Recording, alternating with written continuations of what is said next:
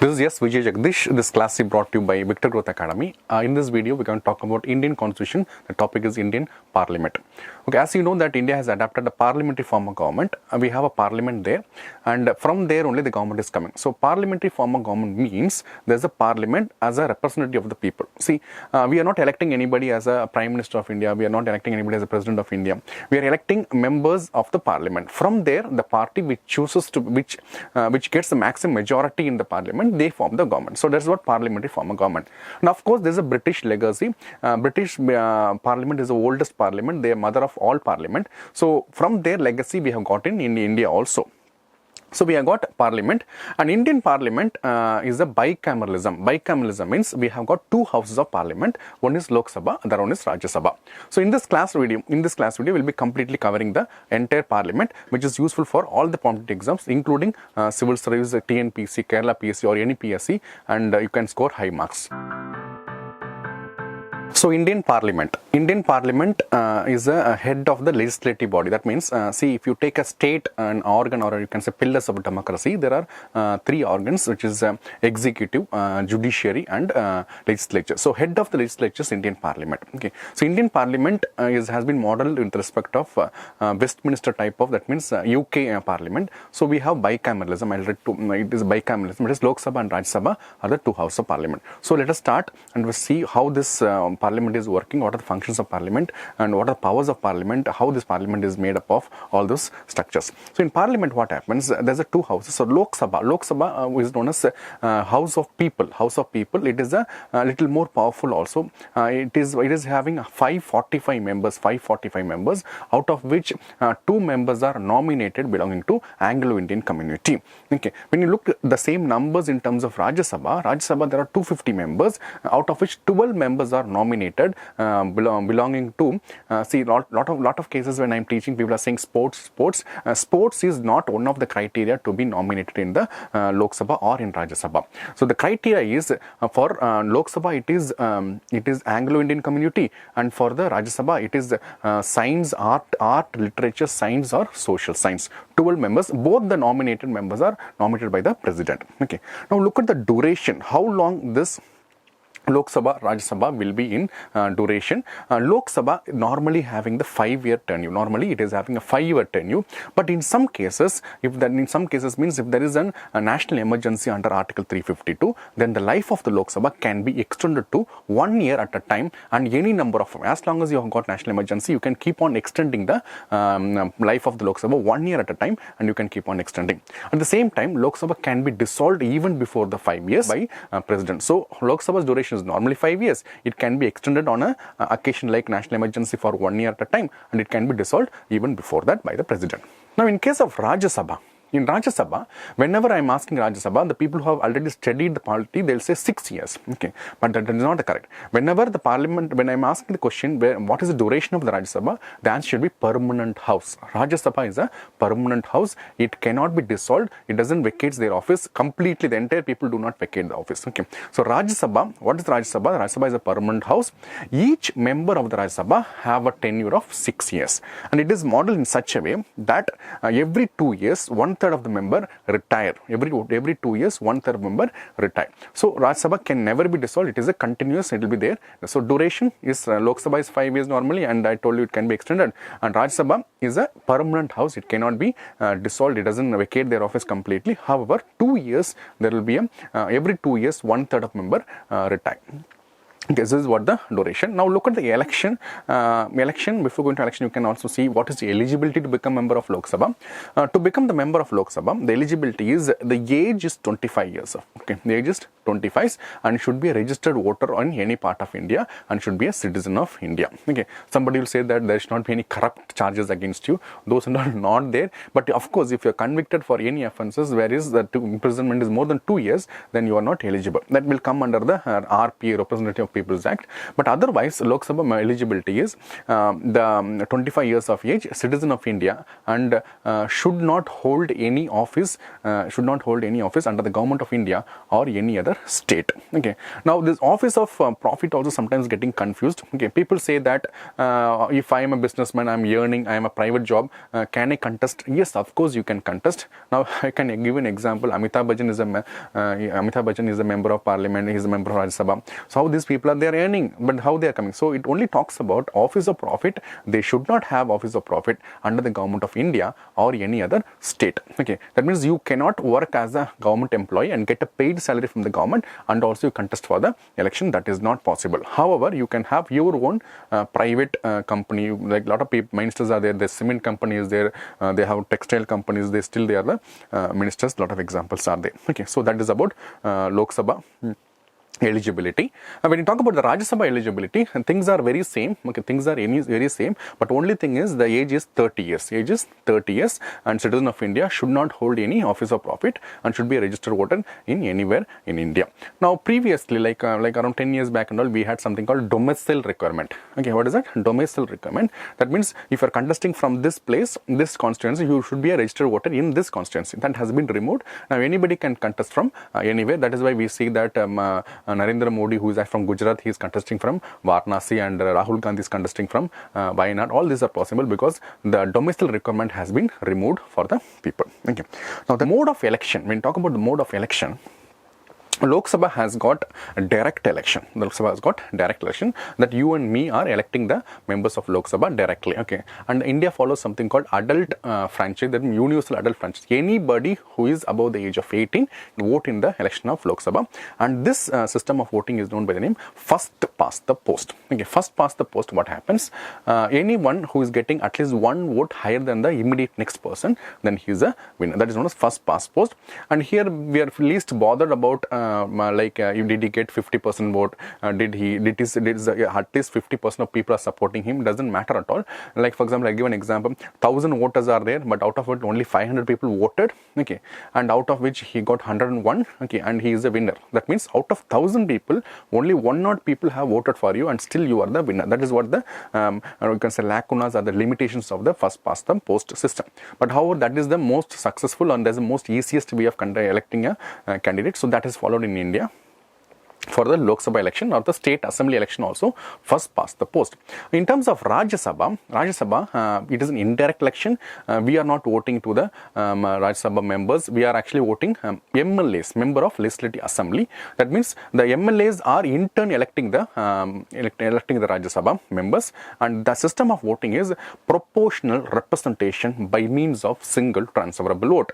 Okay, proportional representation by means of single transferable vote. Maybe first time if you are hearing it, may be little lengthy, but it is easy. If you practice it, it's easy. So what it means is like all the candidates will be listed in 1, 2, 3, 4 category or ABCD. You have to choose them. Okay, who is your most important, or you can say who most favorite member. You have to choose among them, and he will be so everybody is choosing. Then he will be elected, provided 50% vote is also he is getting. So it is little complex, but still people do that because it is the most way in which you don't reject anybody.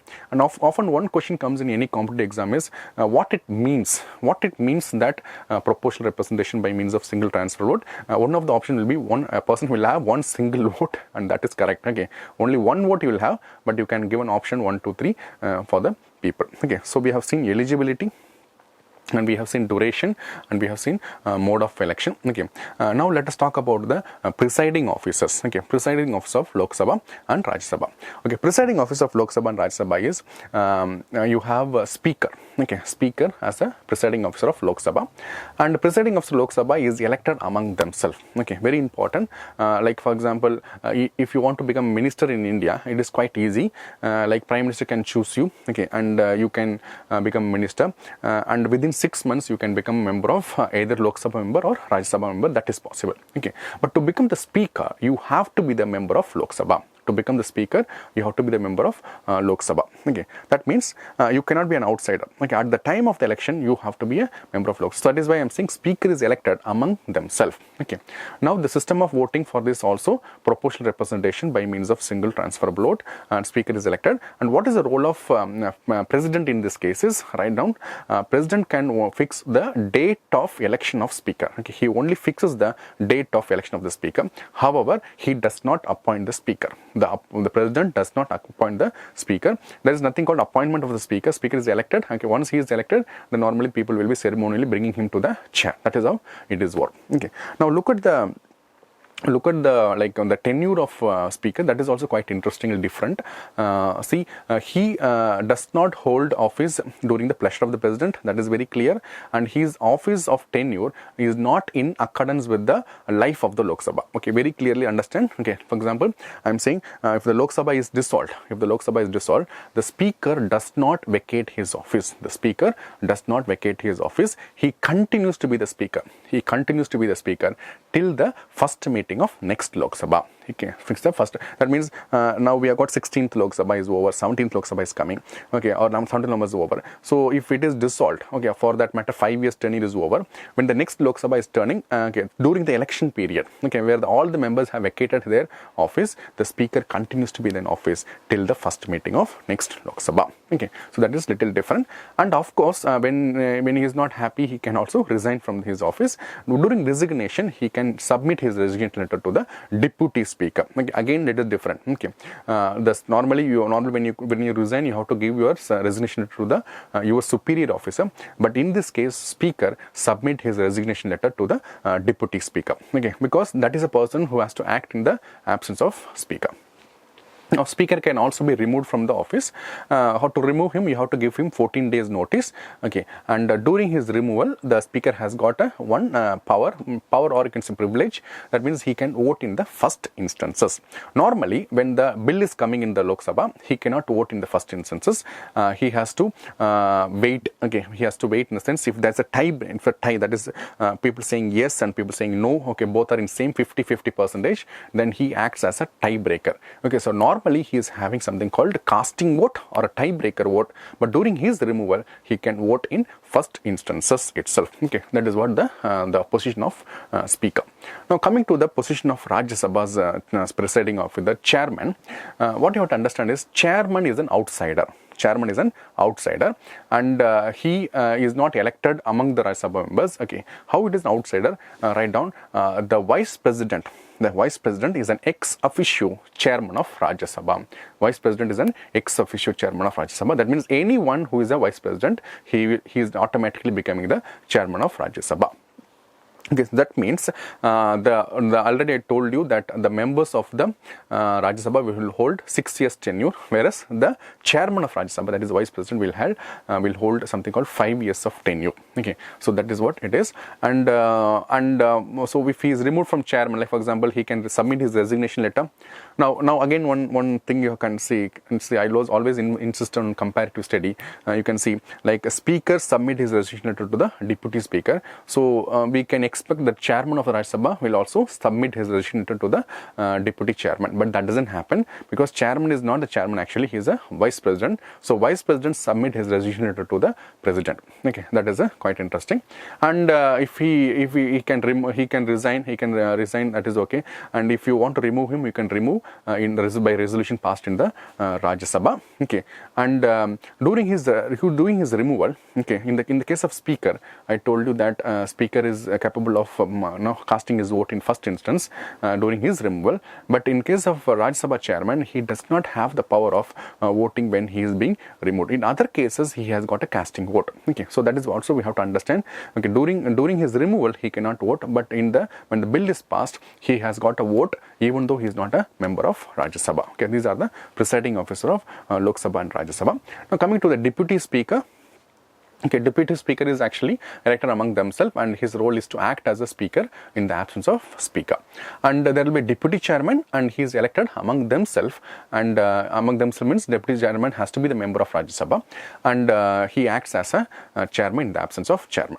Now, if the speaker is not there, deputy speaker is not there, what happens? There are 10 people, they are known as chairpersons of Lok Sabha. Okay, there will be 10 people will be already nominated, will be selected or elected. Those people, anyone among them can preside over. The same case in Rajya Sabha also, 10 members are elected and known as vice chairpersons of the Rajya Sabha. They will be acting in the absence of deputy chairman also. Okay, now let us talk about the disqualification of the members. Okay, disqualification of the members. So we have seen that at 25 years of age you are a member of Lok Sabha, and 30 years you are a member of Rajya Sabha. Now this 25 years, 30 years, if you look at that, Rajya Sabha has got a nickname called the House of Elders. The House of Elders, because of this 30 years. But normally people come at the age of 50 and above that also, even 70, 75. Who cares? Okay. So but Rajya Sabha is known as the House of Elders. Okay. Now coming to the disqualification of the members, there are three aspects in which you can disqualify the member. One is constitutional aspect, and the second one is defection law, okay, anti-defection law. Okay, third one is RPA, okay, Representation of People's Act. Okay, so in the first one, constitutional status, what is that? The constitution provides certain aspect where you can disqualify a member of a Lok Sabha or Rajya Sabha. So in constitution, what it's saying is, first thing is the citizenship. That means in case you give up the Indian citizenship or you acquire another citizenship, then you will be disqualified. That is a very basic thing which they give in the constitution. And then second thing is they are saying is undischarged insolvent. That means if you are bankrupt, you don't have enough cash to pay your bills back. Okay, and that is also quite funny. So this is the only job you had and you don't have cash on your hand. But what they'll do, they'll remove this job also. So because there's a probability that you may influence by using your office, you may misconduct something. That is why in case of undischarged insolvent, they will remove you from the member of Parliament. Okay, then unsound mind is also there. Okay, that means if people are mentally ill, then they can also be removed in the constitutional aspect of the disqualification.